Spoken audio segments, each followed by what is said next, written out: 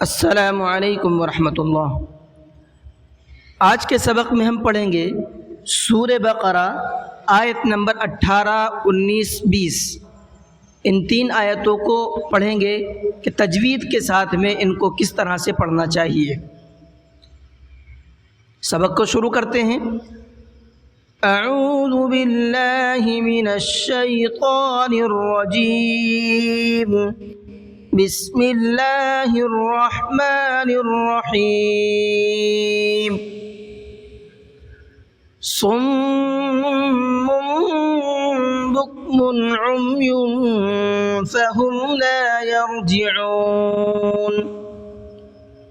صم، یہاں دیکھیے میم کے اوپر تنوین ہے اور تنوین کے بعد میں با آ گیا ہے، تو یہاں پر ہمارا اقلاب کا قاعدہ ہو رہا ہے، اور اقلاب کے قاعدے میں یہ ہوتا ہے کہ جب تنوین کے بعد میں با آتا ہے تو وہاں پر ایک چھوٹا سا میم بنا ہوا ہوتا ہے، تو ہم وہاں تنوین کی جگہ اس میم کو پڑھتے ہیں، یا نون ساکن کی جگہ پر اس میم کو پڑھتے ہیں۔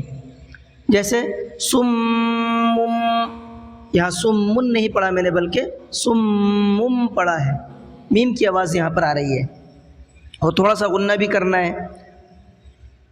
عمی فہم، یہاں پر تنوین کے بعد میں فا آ رہا ہے، تو تھوڑا سا آواز کو ناک میں چھپا کر کے پڑھیں گے، اخفا کا قاعدہ یہاں پر ہو رہا ہے۔ او کصیب من السماء فیہ ظلمات ورعد وبرق۔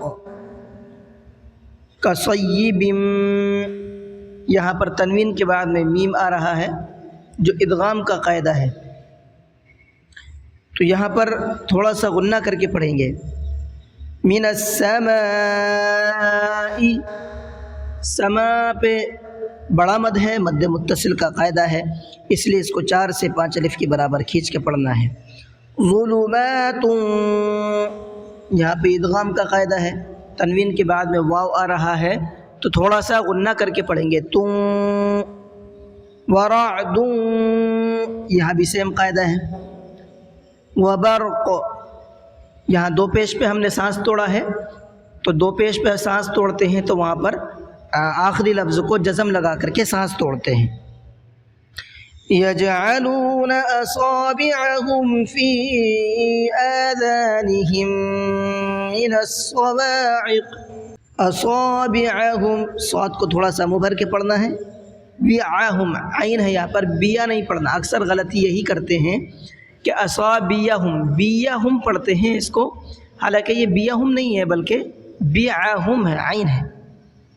فی آذانہم، یہاں پر مد منفصل کا قاعدہ ہے فی کے اندر، اور آ میں یہاں پر کھڑا زبر ہے اس لیے اس کو بھی کھینچنا ہے۔ اس میں اکثر غلطی یہ کرتے ہیں، فی اذانہم پڑھتے ہیں اس کو، اذانہم، حمزہ کو کھینچتے نہیں ہیں، حالانکہ یہاں پر قاعدہ کیا ہے، کھڑا زبر ہے اس لیے اس کو کھینچ کر کے پڑھنا ہے۔ ہم کے اندر یہاں پر میم ساکن کے بعد میں میم آ رہا ہے، تو یہاں بھی ادغام کا قاعدہ ہے، غنہ کر کے پڑھیں گے۔ من الصواعق، صاد ہے تو اس کو بھی مبھر کے پڑھیں گے، اور میں نے صواعق یہاں پر سانس توڑا ہے اس لیے کہ آیت لمبی ہے، اور جہاں پر آیت لمبی ہوتی ہے اور ہمارا سانس آیت تک نہیں پہنچ پاتا ہے تو اس طریقے سے پڑھنا ہوتا ہے جیسے میں یہاں پر آپ کو پڑھ کر کے بتا رہا ہوں۔ تو بیچ میں کہیں بھی سانس توڑ لیں آپ ایک جگہ پر، لیکن جہاں پر سانس توڑیں گے وہاں اس لفظ کو ساکن کرنا ہوگا، یا جو رول ہمارے وقف کے ہم نے پڑھے ہیں اس رول میں سے کوئی بھی ایک رول جو آ رہا ہے اسی کے حساب سے سانس توڑیں گے۔ مثال کے طور پر میں نے یہاں دو پیش ہیں، تو میں نے دو پیش پر سانس توڑتے ہیں تو جزم لگا دیتے ہیں، تو میں نے اس لیے یہاں پر جزم لگا کر کے پڑھا ہے صواعق۔ اب کرنا یہ ہوتا ہے کہ جب بیچ میں سانس توڑتے ہیں تو تھوڑا سا پیچھے سے لوٹا کر کے پڑھتے ہیں، تاکہ پیچھے سے لوٹ کر کے جب پڑھیں گے تو یہاں پر وقف نہ مانا جائے جو ہم نے سانس توڑا تھا۔ اس لیے دیکھیں اب میں کیسے پڑھوں گا۔ من الصواعق حذر الموت، پہلے میں نے صواعق پہ سانس توڑا، اب میں من الصواعق سے لوٹا کر کے پڑھ رہا ہوں۔ حذر، دال کو تھوڑا سا سافٹ پڑھنا ہے۔ واللہ محیط بالکافرین، بالکافرین، یہاں پر دیکھیے تو کے اوپر تنوین ہے اور اس کے بعد میں پھر با آ گیا، جیسا کہ ابھی ہم نے اوپر پڑھا ہے قاعدہ، تنوین کے بعد میں با آتا ہے تو ایک چھوٹا سا میم وہاں پر لگا دیا جاتا ہے، یا نون ساکن کے بعد میں آتا ہے تو وہاں پر چھوٹا میم لگا دیا جاتا ہے۔ اب تنوین کی جگہ پر یا نون ساکن کی جگہ پر یہ میم پڑھا جاتا ہے۔ یکاد البرق یخطف ابصارہم، برق را کو منہ بھر کے پڑھنا ہے اور قاف کو بھی منہ بھر کے پڑھنا ہے۔ یخطف خا کو بھی منہ بھر کے پڑھنا ہے اور طا کو بھی منہ بھر کے پڑھنا ہے۔ یخطف ابصارہم، اب با میں تھوڑا سا قلقلہ کرنا ہے، آواز کو ڈبل کر کے پڑھنا ہے، اور صاد کو تھوڑا سا منہ بھر کے پڑھنا ہے۔ ابصارہم کلما اضاء لهم مشوا فیہ، کلما، یہاں پر مد منفصل کا قاعدہ ہے، اس لیے اس کو 1 سے 3 الف کے برابر کھینچ کر کے پڑھنا ہے، اور اضاء کے اندر یہاں پر مد متصل کا قاعدہ ہے، اس لیے کہ حروف مدہ کے بعد میں حمزہ اسی کلمے کے اندر ہے جس میں حروف مدہ ہے، تو اس کو 4 سے 5 الف کے برابر کھینچنا ہوتا ہے۔ لہم مشوا فیہ، لہم کے اندر میم ساکن کے بعد میں ایک اور میم آ رہا ہے، تو یہاں پر ادغام کا قاعدہ ہے اور یہاں پر غنہ کر کے پڑھنا ہوتا ہے۔ وَإِذَا أَظْلَمَ عَلَيْهِمْ قَامُوا، وَإِذَا أَظْلَمَ پہلے مد منفصل کا قاعدہ ہے، 1 سے 3 الف کے برابر کے کھینچ کر کے پڑھنا ہے، اور دوسرا یہاں پر ضاد کو منہ بھر کے پڑھنا ہے، قاموا قاف کو منہ بھر کے پڑھنا ہے، اور میم کو تھوڑا سا کھینچنا ہے، قاموا۔ وَلَوْ شَاءَ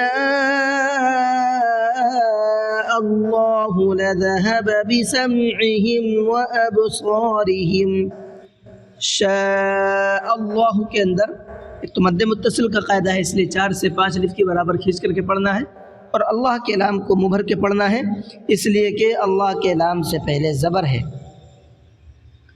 وَأَبْصَارِهِمْ صاد کو منہ بھر کے پڑھنا ہے، اور را کو باریک پڑھنا ہے، اس لیے کہ را کے نیچے زیر ہے۔ ان اللہ علی کل شیء قدیر، ان اللہ نون میں غنہ کرنا ہے، اس لیے کہ نون پر تشدید ہے، اور اللہ کے لام کو منہ بھر کے پڑھنا ہے، اس لیے کہ اللہ کے لام سے پہلے زبر ہے۔ تو یہ رہا آپ کے تجوید کے ساتھ میں جیسے قرآن پڑھنا ہے، اور اس کے آئیے پھر آپ دیکھ لیتے ہیں پڑھنا کس طریقے سے ہے۔ صم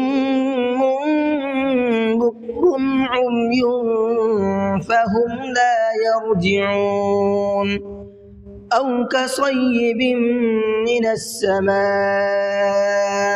فیہ ظلمات ورعد وبرق يجعلون أصابعهم في آذانهم من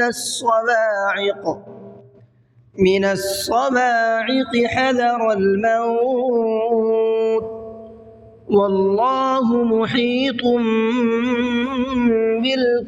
بالكافرين، يكاد البرق يخطف أبصارهم كلما أضاء لهم مشوا فيه وإذا أظلم عليهم قاموا ولو شاء الله لذهب بسمعهم وأبصارهم ان اللہ علی کل شیء قدیر۔ امید ہے کہ آپ کو سبق سمجھ میں آ گیا ہوگا، یہیں تک سبق رہنے دیتے ہیں۔ تو اگر سبق آپ کو سمجھ میں آ گیا ہے تو ویڈیو کو لائک کر لیں، چینل کو سبسکرائب کر لیں، تاکہ ہماری آنے والی تمام اپڈیٹ اسی طریقے سے آپ تک پہنچتی رہے، اور قرآن کریم کی برکات سے ہم تمام لوگ فیض یاب ہوتے رہیں۔ چلیے کلاس کو ختم کرتے ہیں۔ السلام علیکم ورحمۃ اللہ وبرکاتہ۔